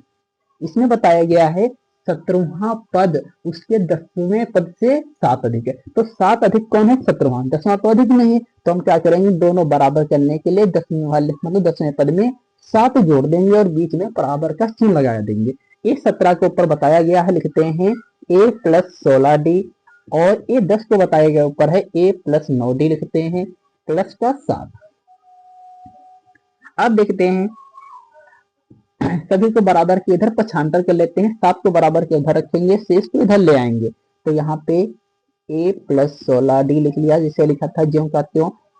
a प्लस का बराबर के इधर आया माइनस हुआ, 9d प्लस का बराबर के इधर आया माइनस हो गया, माइनस प्लस कट गया, 16 में से 9 घटाया तो बचा 7d, 7d बराबर बचा 7, तो d बराबर हो गया 7 बटे में है 7, 7 इकन्ना 7, 7 इकन्ना 7। तो यहाँ पे d का मान आ गया 1। तो सारो अंतर पूछा था, सारो अंतर d का मान आ गया 1, तो लिख लेना सारो अंतर d बराबर आ गया 1। यही हमारा क्या है, आंसर है। यहाँ पे हमें क्या मिले हैं, सारे प्रश्न जो है 4-4 नंबर वाले, प्रत्येक क्वेश्चन जो है 4-4 नंबर के आते हैं। तो हमारा एक क्वेश्चन हल हो गया है। अब चलते हैं दूसरे प्रश्न की ओर। दूसरा प्रश्न कह रहा है समीकरण under root 2x square plus 7x plus 5 under root 2 बराबर 0 हो तो मूल ज्ञात कीजिए। तो यहाँ पे हम खा नंबर हल करते हैं। हल under root 2x square plus 7x plus 5 under root 2 बराबर हमने लिख दिया 0। अब यहाँ पे हमें गुणनखंड करना है। तो गुणनखंड का नियम ये होता है, मतलब एक्स स्क्वायर का गुणांक और अचर पद की दोनों की गुणा करते हैं। तो यहाँ पे देखते हैं एक्स स्क्वायर के गुणांक में लिखा है अंडर रूट 2 और अचर पद है 5 रूट 2। तो यहाँ पे रूट 2 गुणे 5 अंडर रूट 2, इन दोनों गुणा किया, 5 करना 5 अंडर रूट 2 के अंडर रूट 2 में गुणा किया, 2 हुआ 5 दूना 10। तो गुणा किया तो 10। अब यहाँ पे गुणा करने पर 10 आए और जोड़ने घटाने पर 20 चले जाए। तो यहाँ पर 5 दूना 10 भी होते हैं और 5 में 2 जोड़ दिया तो 20 वाले 7 आ गए। तो 7 के स्थान पे हम क्या करेंगे, 5 प्लस 2 रखेंगे। तो जैसा है वैसा लिख देंगे अंडर रूट 2x स्क्वायर। 7 के स्थान पे क्या करेंगे, 5 प्लस का 2 हमने लिख दिया इंटू एक्स और 5 अंडर रूट 2 बराबर में 0। अब क्या करते हैं, अंडर रूट 2x स्क्वायर, यहाँ पे हम क्या करेंगे, प्लस चिन्ह है, कोई अंदर के चिन्ह ही बदलेंगे। इधर से x के अंदर गुणा होगी तो 5x हो जाएगा प्लस का 2x, 5 अंडर रूट 2 बराबर में 0। अब क्या करेंगे, 2 का जोड़ा हम बनाएंगे और कॉमन लेंगे। तो यहाँ पे हमें कॉमन मिल रहा है x मिल रहा है, तो x कॉमन लिया तो यहाँ पे रूट 2 ऐसे लिख लिया और साथ में x, ये x तो बाहर आ गया तो यहाँ पे बचा 5। नियम होता है इतना कि पहले ब्रैकेट में उतना ही दूसरे। तो यहाँ पे हमें मिल रहा है अंडर रूट 2, क्योंकि 2 को भी हम लिख सकते हैं अंडर रूट 2 गुणे अंडर रूट 2। तो इस वाले में प्लस का कॉमन करेंगे अंडर रूट 2। जैसे अंडर रूट 2 कॉमन लिया तो अभी हमने बताया 2 को लिखते हैं अंडर रूट 2 गुणे अंडर रूट 2। तो ये वाला अंडर रूट बाहर आ गया तो बचा ये वाला, तो इसके साथ लिखेंगे इसके साथ अंडर रूट 2x। ये अंडर रूट 2 बाहर आ गया तो यहाँ पे बचा 5 बराबर 0। अब क्या करेंगे, 2 का जोड़ा बनाया था। अब हम क्या करेंगे, देखेंगे दोनों ब्रैकेट एक जैसे, तो एक ब्रैकेट हम क्या करेंगे, उतार लेंगे। अंडर रूट 2x प्लस का 5 और दूसरे ब्रैकेट में क्या करेंगे, x प्लस का रूट 2 हम उतार लेंगे। अब क्या करेंगे, अब यहाँ पे हम लाइन खींच लेते हैं या फिर लिखते हैं यदि। तो हम यहाँ पे यदि लिखते हैं, तो यदि पहला ब्रैकेट बराबर 0, तो यहाँ पे अंडर रूट 2x प्लस का 5 बराबर में 0। तो यहाँ पे अंडर रूट 2x बराबर हो जाएगा माइनस का 5, x बराबर हो जाएगा x गुणे में अंडर रूट 2 है बराबर के उधर जी है तो बटे में। हालांकि ये वाला भी आंसर सही भी ना सही हो तो हम क्या करते हैं, इसका परिमेयीकरण करते हैं। कैसे करते हैं, अंडर रूट 2 है तो अंडर रूट 2 से ऊपर नीचे हम गुणा करते हैं। क्यों, क्योंकि हर में अंडर रूट 2 अंडर रूट अच्छा नहीं लगता है इसलिए। तो यहाँ पर ऊपर गुणा किया आप तो -5 अंडर रूट 2 और अंडर रूट 2 की गुणा अंडर रूट 2 में किया तो ये आ गया 2। तो x का मान 1 तो ये आया। दूसरा, अब फिर दूसरा ब्रैकेट हल करेंगे। हालांकि यहाँ पे हम ना हल करना चाहें तो हमारा ये वाला भी सही है। चलिए दूसरा ब्रैकेट लेते हैं, कहते हैं यदि x प्लस अंडर रूट 2 बराबर 0, तो यहाँ पे प्लस का था बराबर के उधर जाएगा तो माइनस का अंडर रूट 2। ये हमारा दूसरा भी क्वेश्चन हल हो गया, दोनों हमारे आंसर आ गए। अब क्या करते हैं हम, गा नंबर कह रहा है एक त्रिभुज ABC की भुजा BC पर डी एक बिंदु इस प्रकार है, कोण ADC बराबर होगा कोण BAC। तो सिद्ध कीजिए CA स्क्वायर बराबर CB इंटू CD। चलो ये सवाल देखते हैं, पहले मिटाते हैं फिर बाद में देखते हैं।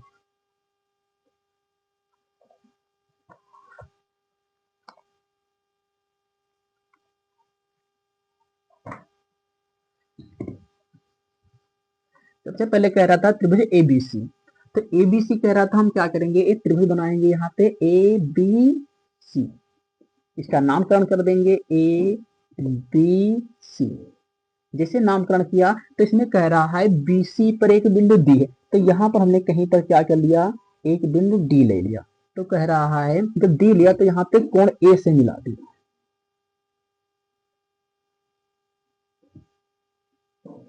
इसमें बताया गया है, अब हमने क्या लिखा है, हिंदी में लिखेंगे, हिंदी में लिखेंगे त्रिभुज एबीसी की भुजा बीसी पर बिंदु डी इस प्रकार है। हल हल हल दिया, हल में भी हम क्या दिया है, कह रहा है त्रिभुज एबीसी में बीसी पर बिंदु डी इस प्रकार है कि कोण एडीसी, कोण एडीसी, कोण एडीसी बराबर होगा कोण बीएसी के। मतलब इसमें बताया गया है एडीसी मतलब ये वाला कोण बराबर होगा बीएसी, मतलब इस वाले कोण के बराबर होगा। तो हम क्या करेंगे, दोनों त्रिभुज लेकर चलेंगे, लिखेंगे त्रिभुज एबीसी और त्रिभुज एबीसी और त्रिभुज एडीसी, त्रिभुज एडीसी में, इन दोनों में क्या करेंगे, सबसे पहले दिया है, अब जो हम त्रिभुज लिखते हैं उसके बारे में पहले लेते हैं। तो यहाँ पर त्रिभुज एबीसी हमने बड़ा वाला लिया, तो सबसे पहले इसका कोण लिखेंगे। ऊपर दिया था त्रिभुज एडीसी बराबर त्रिभुज बीएसी, लेकिन ये पहले नहीं लिखेंगे, ये लिखेंगे, क्यों, क्योंकि हमने त्रिभुज लिखा है एबीसी, ये वाला किसका है, त्रिभुज एडीसी का। तो हम लिखेंगे कोण ए बी सी बराबर होगा कोण ए डी सी, ये क्या है, ये दिया हुआ है, ये ऊपर हल दिया है। अब दूसरे में क्या देखिए, हमने देखा जो एक कोण है, ये कोण जो सी है त्रिभुज ए बी सी में भी मिल रहा है, त्रिभुज ए डी सी में भी मिल रहा है। तो हम लिखेंगे कोण सी बराबर कोण सी, जब दोनों में मिल रहा है तो इसको लिखते हैं उभयनिष्ठ कोण। तो ये क्या है, उभयनिष्ठ कोण है, उभयनिष्ठ कोण है। जब ये उभयनिष्ठ कोण है तो यहाँ हमने देखा दोनों त्रिभुजों के दो एंगल बराबर, जब दो एंगल बराबर होते हैं, दो कोण बराबर होते हैं, तो ये डबल ए कसौटी से दोनों त्रिभुज समरूप होते हैं। तो यहाँ पे अतः डबल ए समरूपता कसौटी से, समरूपता कसौटी से डबल ए समरूपता कसौटी से क्या होगा, ये दोनों त्रिभुज समरूप। जब समरूप होंगे तो उनकी भुजाएं, जो भुजाएं होती हैं समानुपातिक होंगी, मतलब समान अनुपात में होंगी। तो यहाँ पे जो मतलब समरूप है, समरूपता कसौटी क्या है, समरूप है, तो इनकी जो भुजाएं होंगी समानुपातिक, मतलब समानुपातिक होंगी। तो यहाँ पर समानुपातिक होंगी। हम त्रिभुज एबीसी पहले ले रहे थे, त्रिभुज एबीसी की बात करेंगे। त्रिभुज एबीसी में भुजा लेंगे एसी, कौन सी लेंगे, एसी। अब दूसरी भुजा लेंगे हम, जब बड़े त्रिभुज में हमने ए से लिया तो छोटे त्रिभुज में हम क्या करते हैं, ए सेकंड।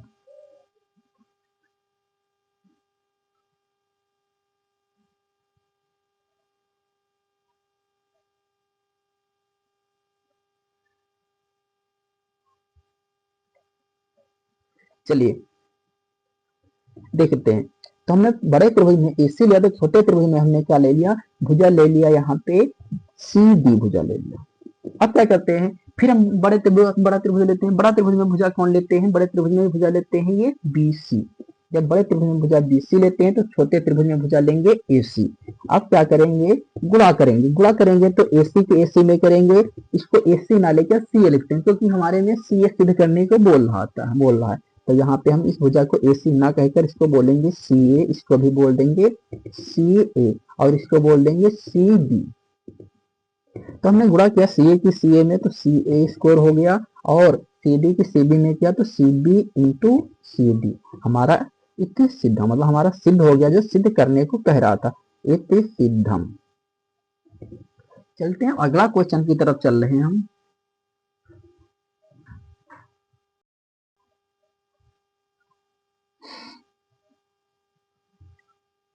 घ नंबर हम करवा चुके थे, अब घ नंबर करवा रहे हैं। घ नंबर में कह रहा है एक चतुर्भुज एबीसीडी किसी वृत्त के परिगत खींचा गया है, सिद्ध कीजिए AB प्लस CD बराबर AD प्लस BC। ये 2012 में आया, 2015 में आया, 18, 19, 20, ये लगातार पेपर में आ रहा है, 2025 में पेपर में भी आया हुआ है। चलो यही सॉल्व करते हैं, वो भी अच्छे से देखना। इसमें इसका नामकरण करते हैं, हमने एक कह रहा है ABCD किसी वृत्त के परिगत है, तो हमने वृत्त के बाहर क्या कर लिया, ABCD चतुर्भुज बना दिया है। तो इसका नामकरण करते हैं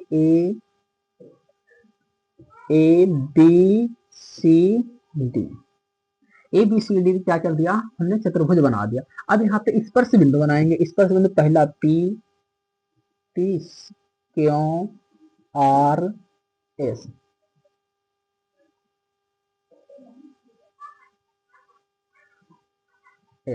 अब क्या करेंगे, यहाँ पे क्या थोड़ी हिंदी लिखेंगे, हल यहाँ लिखेंगे चतुर्भुज ABCD, चतुर्भुज हल दिया है, चतुर्भुज ABCD। चलिए खाली हल चलते हैं, हल लिखेंगे, हल दिया है। हल क्या दिया, हल दिया है कि चतुर्भुज ABCD किसी वृत्त के परिगत खींचा गया है। चतुर्भुज ABCD किसी वृत्त के परिगत खींचा गया, मतलब ABCD वृत्त के परिगत खींचा गया है, वृत्त के परिगत खींचा गया है,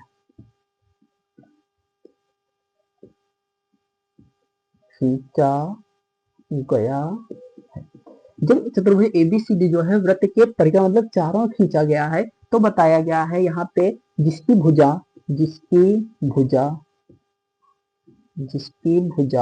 ABBC CA कह दो या AC कह दो, सॉरी CA नहीं, CD ABBC CD और DA या फिर AD और AD बिंदु क्रमशः AD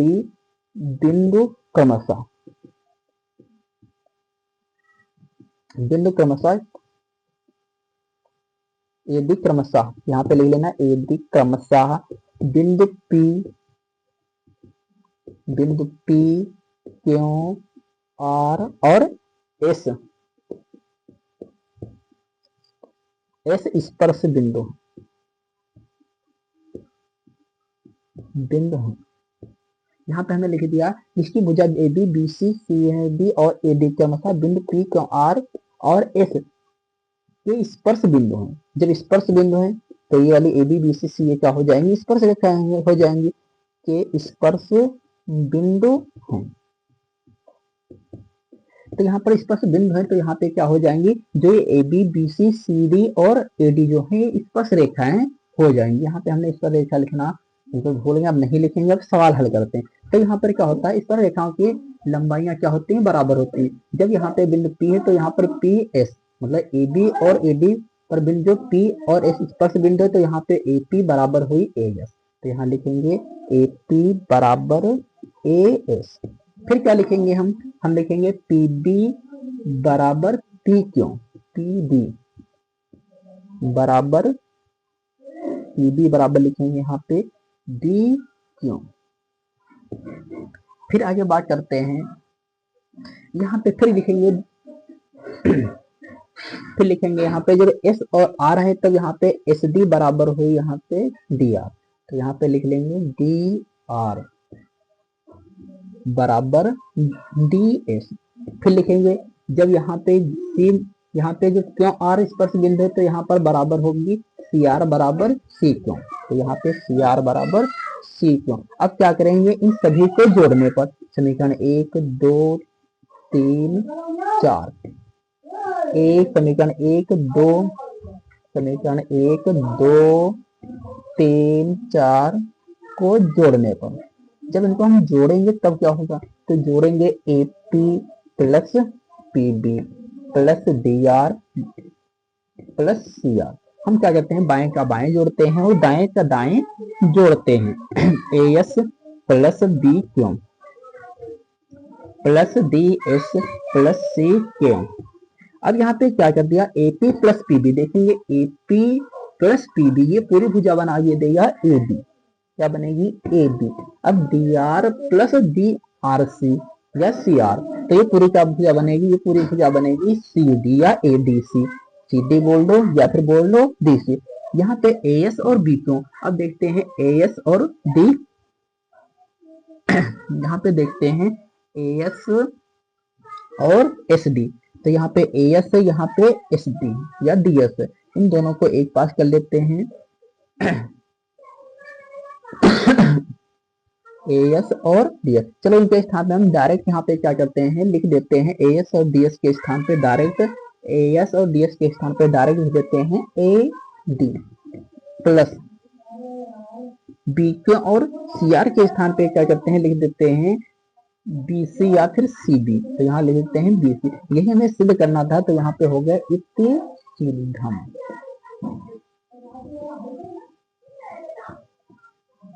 ये प्रश्न 4 नंबर में आया हुआ था। यदि इतना पता होगा तो यहाँ 4 नंबर पक्के होंगे, वैसे नहीं पक्के होंगे। अब चलते हैं अंगा नंबर क्वेश्चन की तरफ।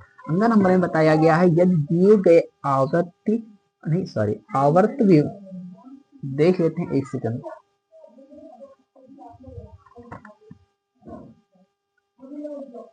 सही लिखा, दिए गए आवृत्ति वितरण के आंकड़ों का माध्य 28.5 है, तो x और y के मान ज्ञात कीजिए।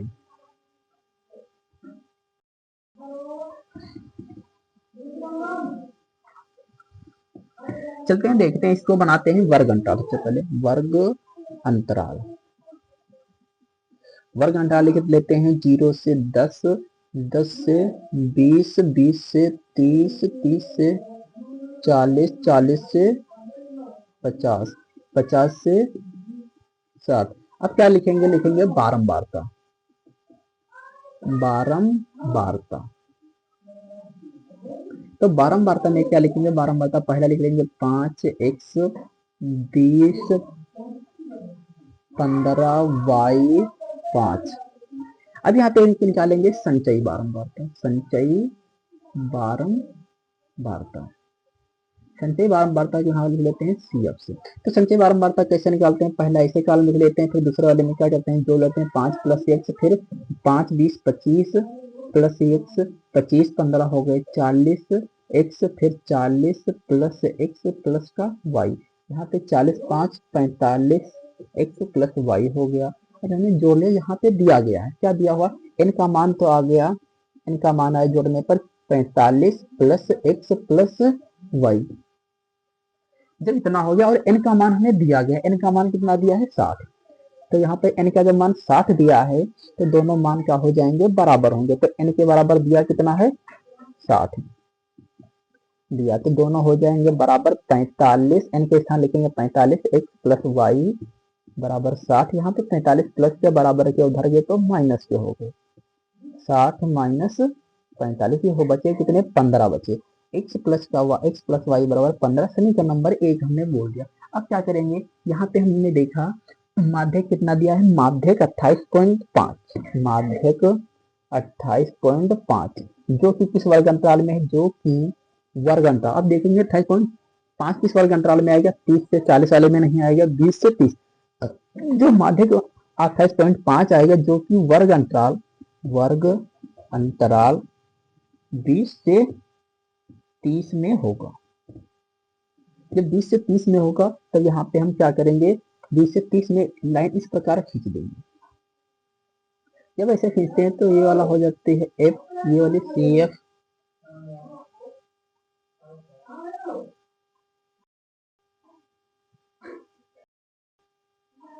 तो हम क्या करेंगे, यहाँ पे L बराबर हो गया, जो कम वर्ग अंतराल होता है उसे बोलते हैं L, L ले लेते हैं, L बराबर 20। और S का मान क्या होता है, 20 की माप, 20 और 30 के बीच की माप, मतलब अंतर कितना है, 30 में से 20 होता है, तो अंतर है 10 का। अच्छा, यहाँ पे एक होता है F, F क्या होता है, उसी लाइन में जो होता है उसे बोलते हैं F। तो F बराबर हो गया यहाँ पे 20। अच्छा, एक मानते इसमें है CF, मतलब संचयी बारंबारता। तो संचयी बारंबारता क्या है, इसी लाइन के जो ऊपर होता है उससे संचयी बारंबारता बोलते हैं 5 + x। अब क्या करेंगे, सारे मान पता है, यहाँ फार्मूला लगाएंगे, माध्यक बराबर फार्मूला होता है L plus n/2 minus CF बटे में F इंटू H। अब क्या करेंगे, मान रखेंगे, माध्यक दिया गया है 28.5, L के स्थान पे दिया है 20 प्लस n/2 का मान नहीं निकाला है, तो n के स्थान पे 60 रख दिया बटे में 2। संचयी बारंबारता CF का मान दिया है 5 + x, f के स्थान पे f का मान रख दिया 20 गुणे h का मान दिया है 10, 0 से 0 काट दिया और यहाँ पे 2 1 9 2 3 6, ये 0 30 आ गया। तो 20 प्लस यहाँ 30 माइनस 5 प्लस का x बटे 2। अब जगह तो बची नहीं है, चलो ऊपर का उतार ले, मिटा देते हैं। अब यहाँ पे 28.5, ये 20 प्लस के बराबर के इधर ही है तो माइनस हो जाएंगे। 28.5 माइनस का 20 बराबर 30 में से 5 घटाया तो बचा 25। 25 प्लस का यहाँ पे पहले माइनस चिन्ह था इसलिए ब्रैकेट लगाया, गलती हो गई थी। अब ब्रैकेट हटाया तो यहाँ पे ये चिन्ह बदल गया, माइनस हो गया।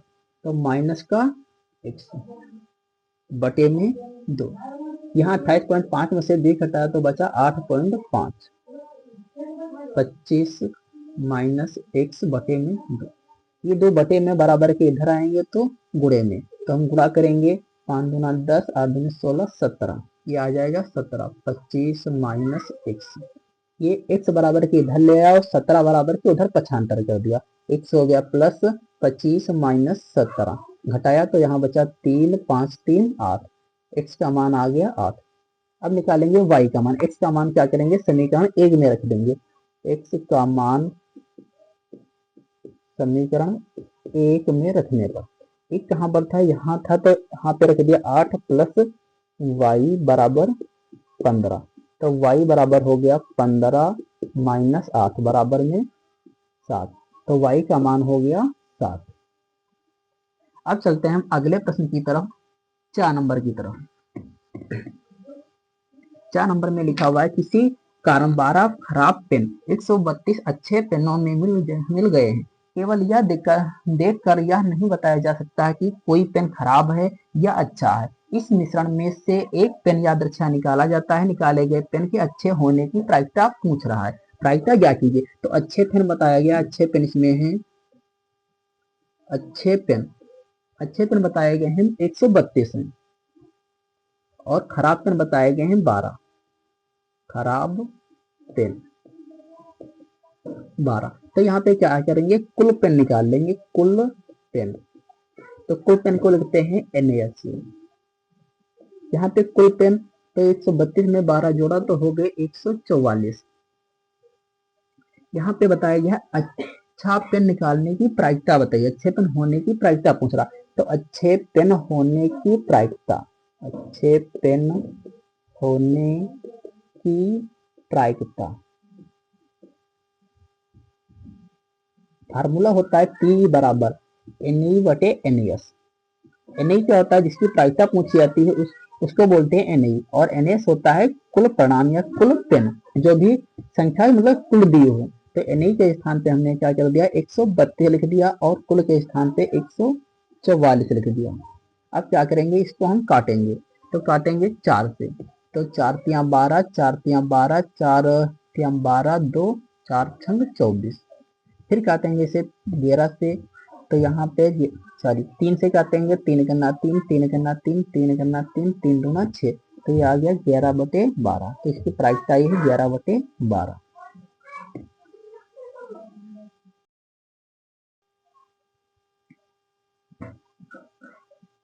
नमस्कार दोस्तों, मैं हूं नीरज कुमार, आप देख रहे हैं मेरा यूट्यूब चैनल कंसेप्ट वाला क्लास में आप सभी का स्वागत है, जिसमें हम हाई स्कूल अनसॉल्व सोल्यूशन करवा रहे थे।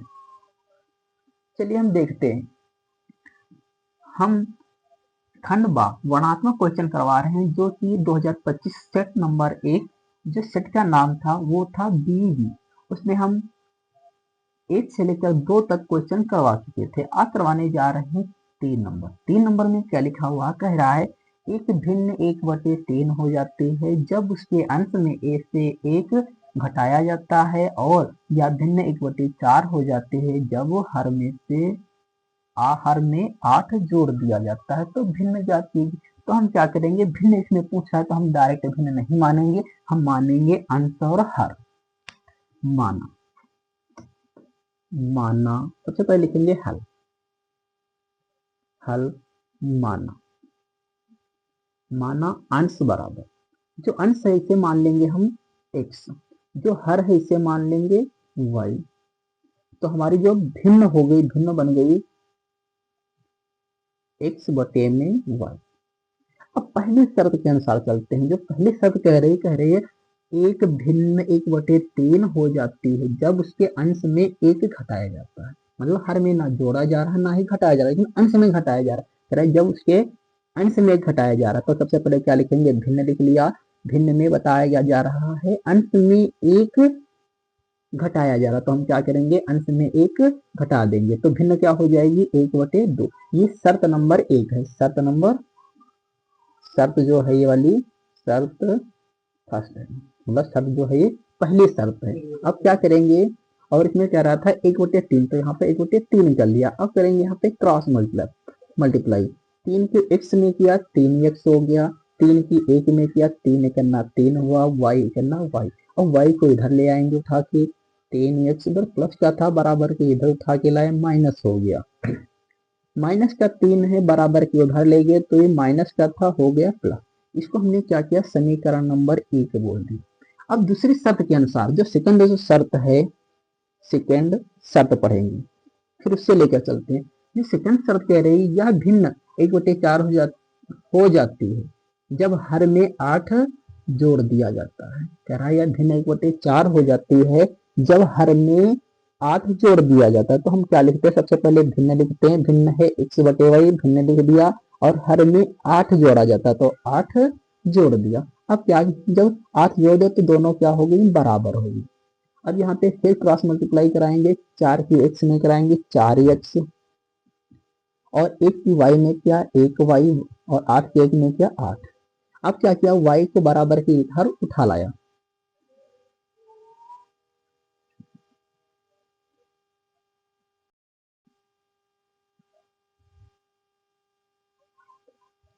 अब क्या करेंगे, y को बराबर के इधर उठा ले आएंगे, तो इधर प्लस की थी बराबर के इधर आई, माइनस हो गया और 8 बचा। इसको समीकरण नंबर 2 कह दिया।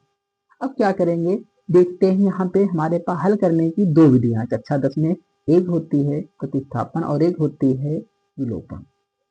तो हम यहाँ पे विलोपन से हल करेंगे। विलोपन में क्या करेंगे, हमेशा विलोपन में हम गुणांक लिखते हैं। x वाला काटना हो तो x का गुणांक लिखते हैं, y वाला काटना होता है तो y का गुणांक लिखते हैं। देखते हैं यहाँ पर भी y का गुणांक 1 है, यहाँ पर भी 1 है। जब चिन्ह समान होते हैं तो हम घटाते हैं, और जब चिन्ह अपोजिट होते हैं तो हम क्या करते हैं, जोड़ते हैं। तो यहाँ पे क्या लिखा है, समीकरण 1 व 2, समीकरण 1 में से या फिर समीकरण 2 में से घटा दो। समीकरण 2 में से समीकरण 1 को घटाने पर, समीकरण 1 को घटाने पर,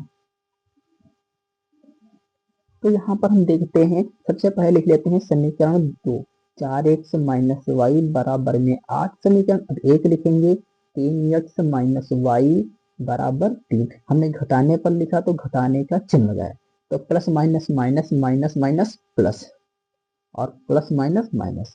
4x में से 3x घटाया तो बचा 1x, ये माइनस का था नीचे वाला प्लस का था, तो कट गया।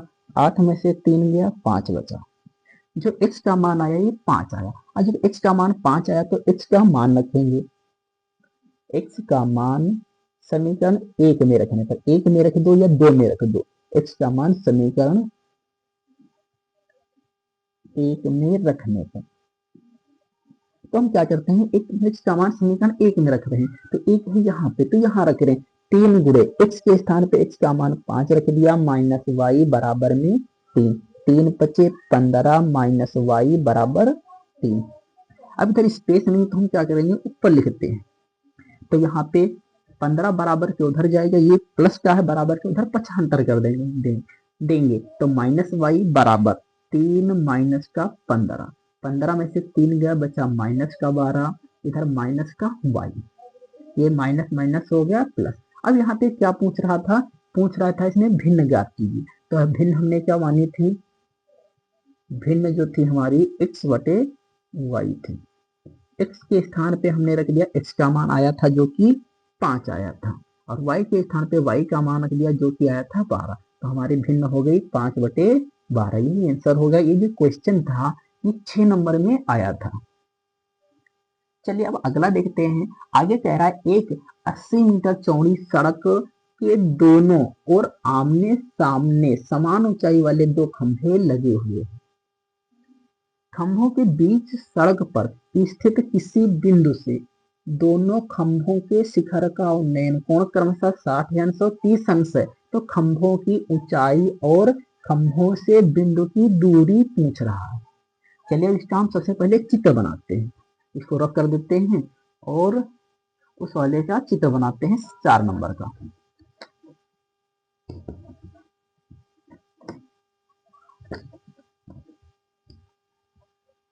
चलिए सबसे पहले कह रहा था 80 मीटर चौड़ा रास्ता है। हमने सबसे पहले क्या कर लिया, ये 80 मीटर चौड़ा रास्ता बना दिया।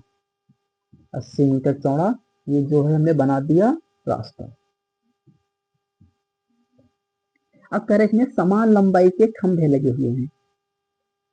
एक ये खंभा लगा हुआ है और एक खंभा ये लगा हुआ है।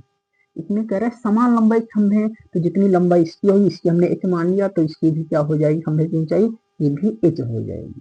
अब कह रहा है जो पहला कोण बन रहा है 60 अंश बन रहा है, तो हम क्या कर रहे हैं, पहला जो कोण था उसे बना दिया 60 अंश। जो दूसरा कोण है वो 30 अंश है, तो हम क्या करेंगे, और यहाँ पे हमने कह रहा था सड़क का कोई बिंदु है, ठीक है, सड़क पर स्थित किसी बिंदु, तो हम ये वाला बिंदु मान लिए, तो इस बिंदु से कोण इधर वाला जो 60 अंश बन रहा है, इधर वाला 30 अंश बन रहा है।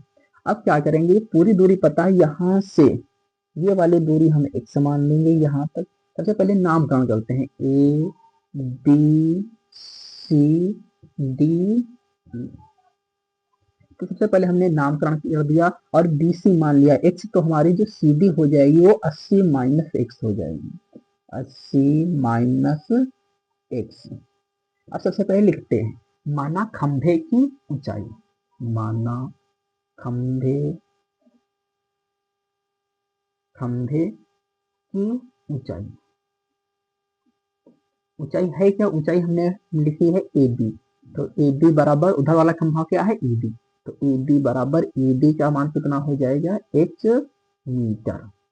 अच्छा अब बात करते हैं हम, हैं तो खंभे से जो सड़क पर कोई बिंदु था उस बिंदु की दूरी जो 60 अंश का कोण बनाता था, तो BC है, तो BC बराबर कितनी मान लिया, BC बराबर मान लिया x मीटर। अच्छा BC बराबर x है, तो CD बराबर कितना हो जाएगा, CD बराबर हो जाएगा 80 माइनस का x मीटर।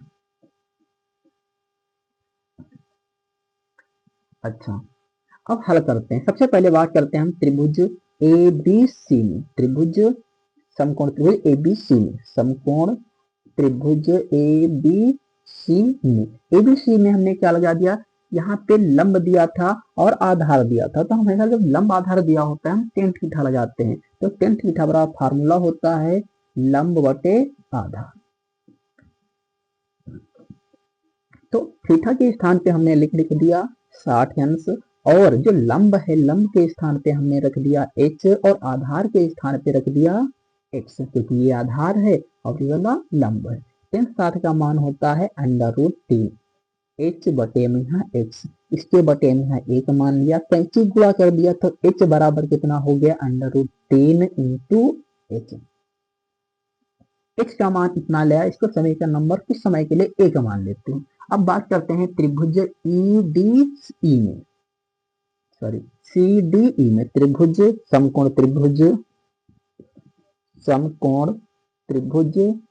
CDE में, CDE में क्या, फिर tan थीटा, तो tan थीटा बराबर फिर क्या होता है लंब बटे आधार, तो थीटा के स्थान पे क्या करेंगे 30 अंश रख देंगे, लंब के स्थान पे h और आधार के स्थान पे 80 माइनस का x। अब क्या कर दिया, tan किसका मान होता है 1 बटे √3, h 80 माइनस का x। अब क्या करवाया, क्रॉस मल्टीप्लाई करवा दिया, तो √3 h बराबर हो गया 80 माइनस का x। समीकरण 1 से हमने क्या कर दिया, h का मान रख दिया, h का मान समीकरण 1 से रख दिया, यहाँ पर कितना था √3 x, 80 माइनस x, इधर लिख देंगे समीकरण 1 से, समीकरण 1 से h का मान रखने का, h का मान रखने पर। यहाँ पे हमने क्या कर दिया, समीकरण 1 से हमने x का मान यहाँ पर रख दिया। अंडर रूट 3 के अंडर रूट 3 में जब गुणा करते हैं तो 3 हो जाता है और 3x 80 माइनस x बराबर के इधर ले आया, 3x माइनस का था इधर आया तो प्लस का, तो यहाँ पे हो गया 4x बराबर 80 और तो x बराबर हो गया 80, या फिर यहीं पे क्या करें काटना मान कहे तो काट दो, 4 दूना 8, जीरो रहा था जीरो लिख दिया, तो x का मान जो आया ये आ गया 20। जब x का मान 20 आया है, अब क्या करेंगे हम, x का मान समीकरण x का मान समीकरण 1 में रखने पर, जब हमने क्या किया x का मान समीकरण 1 में रखने पर, तो हमने क्या किया x का मान समीकरण 1 में रख दिया, तो h बराबर हो गया अंडर रूट 3, x के स्थान पे हमने कितना रख दिया 20 रख दिया, तो ये हो गया 20 अंडर रूट 3। h का मान पता है, अब क्या करेंगे, हमने माना था वही वापस कर देंगे। अब हमने माना था खंभे की ऊंचाई, जो खंभा खंभे की ऊंचाई माना था, खंभे की ऊंचाई, खंभे की ऊंचाई माना था h, h के स्थान पर रख दिया h मीटर और h के स्थान पर रख दिया 20 अंडर रूट 3 मीटर, तो एक हमारा ये आंसर पे। फिर हमने माना था BC, BC बराबर माना था x मीटर, तो BC बराबर x माना था, x का मान आ गया 20 मीटर। फिर हमने दूसरी दूरी मानी थी CD बराबर, CD बराबर माना था 80 माइनस का x मीटर। अब क्या करेंगे 80 माइनस का 20, ये कितना आ गया 60 मीटर, तो हमारे क्या हुए तीनों आंसर आ गए। उसने पूछ रहा था खंभों की ऊंचाई, तो खंभों की ऊंचाई कितनी है 20 अंडर रूट 3 मीटर। अच्छा कह रहा था खंभों से बिंदु की दूरी, जो खंभों से बिंदु की दूरी है 20 मीटर और 60 मीटर, तो यहाँ पर लिखना चाहेंगे तो लिख लेंगे खंभों की ऊंचाई 20 अंडर रूट 3 मीटर और खंभों से बिंदु की दूरी 20 मीटर और 60 मीटर है। ये हमारा क्वेश्चन सॉल्व हो गया, ये भी नंबर हमारा 6 नंबर में आया था। अब हम अगले सवाल की तरफ चल रहे हैं। लकड़ी के एक ठोस बेलन कि प्रत्येक सिरे पर एक अर्धगोला खोदकर निकालते हुए चित्रानुसार, मतलब ये वाला चित्र बनाया गया है, चित्रानुसार एक खिलौना बनाया गया है। यदि बेलन की ऊंचाई 10 मीटर है, 10 सेंटीमीटर है, आधार की त्रिज्या 3.5 सेंटीमीटर है, तो इस खिलौने का संपूर्ण पृष्ठीय क्षेत्रफल ज्ञात कीजिए। तो हम क्या करेंगे, सबसे पहले जो दिया वो लिख लेंगे।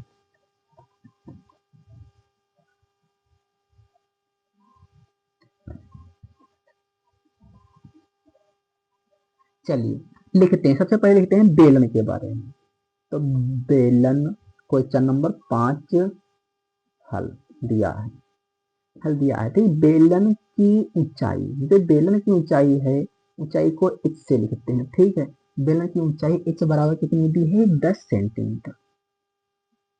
अच्छा, फिर बेलन की त्रिज्या कितनी दी है 3.5 सेंटीमीटर, आधार की त्रिज्या है। ठीक है, तो लिखेंगे बेलन की त्रिज्या, बेलन की त्रिज्या r बराबर ये कितनी दी है 3.5 सेंटीमीटर।